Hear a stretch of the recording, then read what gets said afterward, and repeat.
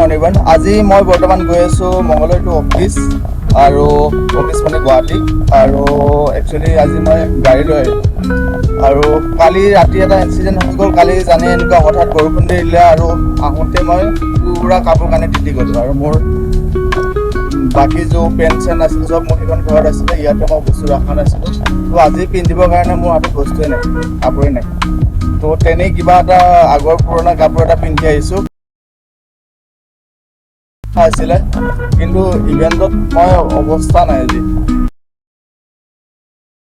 পাই গ'লোঁ, ইয়াক কৰিম চব।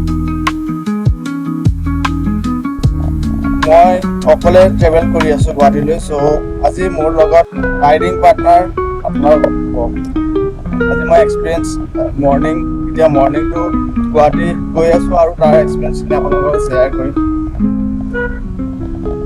ৰাতিপুৱা গাড়ী চলাই ভাল লাগে, অকণমান খালী থাকে। মোৰ কিন্তু বেছি ৰাতি গাড়ী চলাই ভাল লাগে।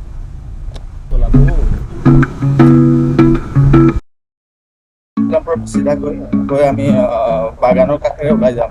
ইচ্ছা কৰিলে মই ইফালে ভেবাঘাট হৈও যাব পাৰোঁ, কিন্তু এই ৰাস্তা এইখিনি সময়ত ট্ৰাক চাক আহি থাকে আৰু বেছি বিজি থাকে ৰাস্তাটো। চ' ইফালে অকণমান ষ্ট্ৰেইট হৈ যায়, কিন্তু ইফালেও দেখোন বালি চালি পেলাই থৈ দিছে, ইফালে অলপ ষ্ট্ৰেইট হৈ যায়। চ' ইফালে মই শ্বৰ্টকাট হৈ আহোঁ। ৰাতিপুৱা খালী থাকে ৰাস্তা আৰু মংগলদৈত যেতিয়া বাছ চাছ যায় এবাৰ এটা ৰখি থাকে ন। এনেকৈ গৈ মই বাগানৰ আমাৰ যিখন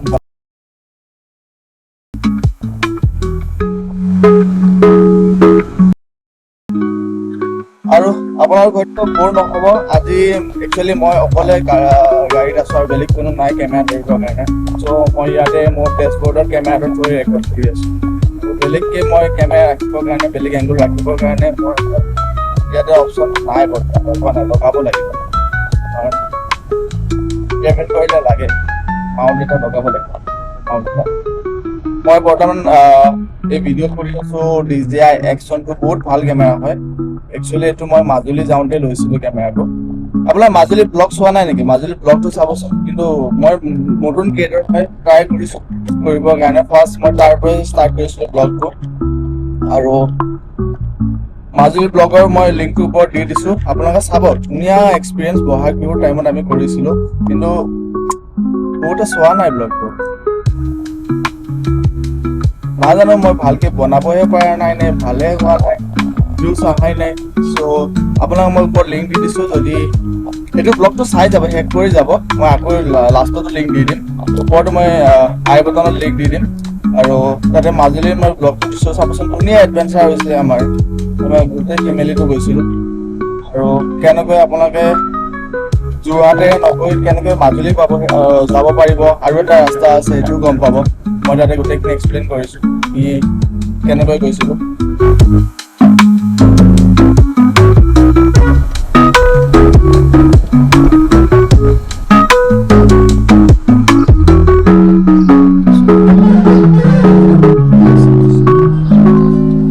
গৈছে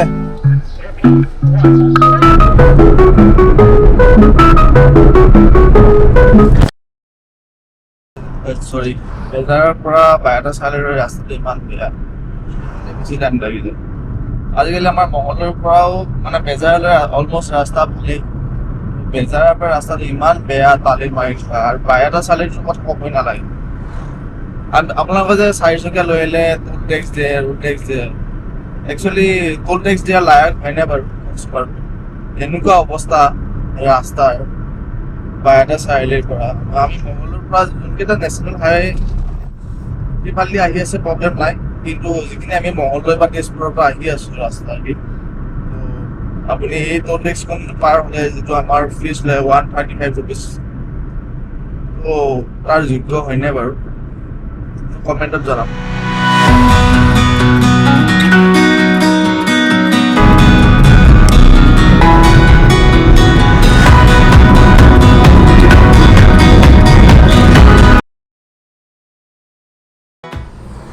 এতিয়া টাইম হৈছে 8:33।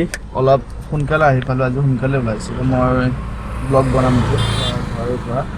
আৰু মই বৰ্তমান আহি পাইছোঁ এতিয়া চেকপোষ্ট এইটো ওচৰতে আৰু অকণমান গ'লে শৰাইঘাট ব্ৰিজ পাম আৰু ভাবিছোঁ অকণমান কিবা এটা খাই লওঁ মই বহুত আমাৰ গাড়ী চলাই হেৰি লাগিছে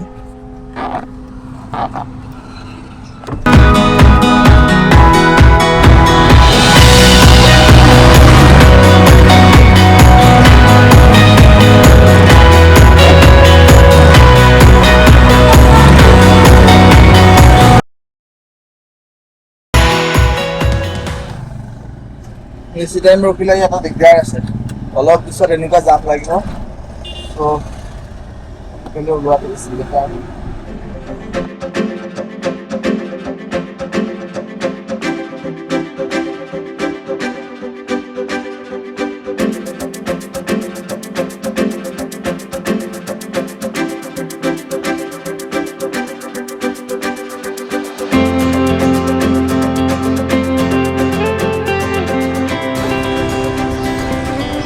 গাইজ ফাইনেলি মই অফিচ পাই গ'লোঁ আৰু আজিৰ ব্লগটো ইয়াতে শেষ কৰিছোঁ আৰু আকৌ এটা লগ পাম নতুন ব্লগত কালিলৈ আকৌ নতুন ব্লগ আহিব কি বনাওঁ নাজানো আজিৰ ব্লগটো মই ৰেণ্ডমলি বনাইছোঁ একচুৱেলি কোনো স্ক্ৰিপ্টেড নহয় আগৰ ব্লগবোৰ যিখিনি চিনেমেটিক কৰা যায় তাত অকণমান স্ক্ৰিপ্ট থাকে স্ক্ৰিপ্ট মানে এইটো লাইন আপ কৰা যায় মানে এনেকুৱাকৈ কৰিম বুলি কিন্তু আজিতো একদম ৰেণ্ডম কেনেকুৱা হৈছে ময়ো নাজানো আপোনালোকে জনাব কমেণ্টত